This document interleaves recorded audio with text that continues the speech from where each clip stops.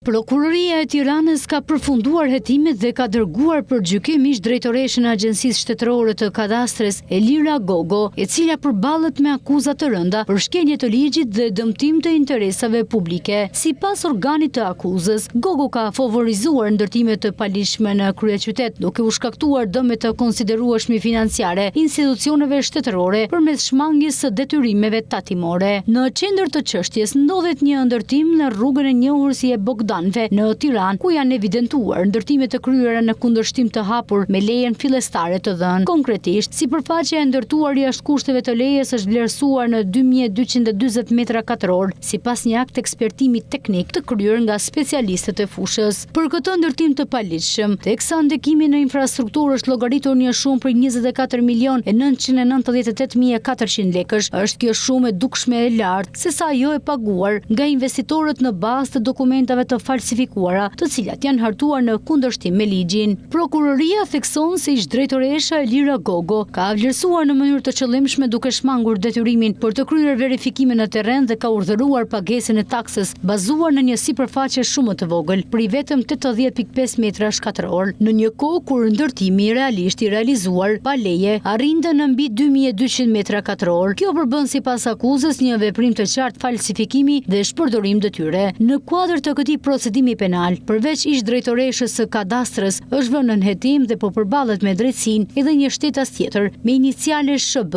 i cili akuzohet për veprën penale në ndërtim të paligjshëm dhe mashtrim. Ky rast nënvizon edhe një herë shqetësim në rritje për ndërhyrjet dhe abuzimet në sektorin e ndërtimit në Tiranë, veçanërisht në raport me institucionet që kanë për detyrë të sigurojnë zbatimin e ligjit dhe mbrojtjen e interesit publik.